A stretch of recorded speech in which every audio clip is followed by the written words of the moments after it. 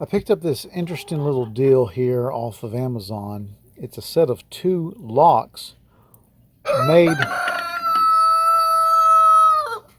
jerk made just for ammo cans, and it even came with this step bit. I'm sure it's not a quality one, but it's a step bit. I think I got all this for like 10 bucks. So what I thought we'd do, no instructions, is see if we can't put it on and see if it's worth having.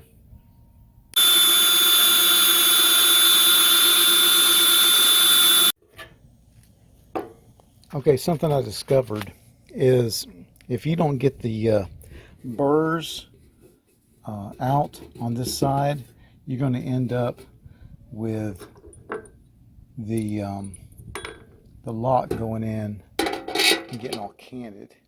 So you need to make sure you get those burrs out and get it as flat as possible. So there it is.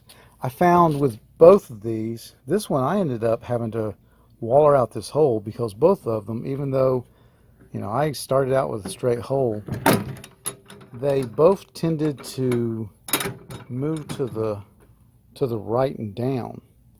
And I have to think that's got to do with those burrs.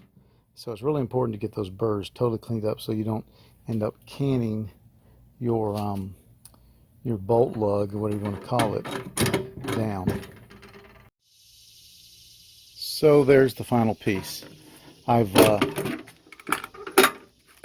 taken the liberty to screw it to the wood using some I think they're 1.5 inch metal to wood roofing screws, and that's nice and secure.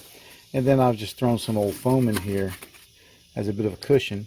And what I'm going to do is keep my binos in here, and I've even labeled it as such. And then I have an inexpensive lock. This is one of those travel locks you put on like suitcases and stuff. And that way, because it's a combination lock, if I ask somebody, hey, would you go get the binos? 247 is the combo. Or, you know, quick, run get the binos, the combination's 532.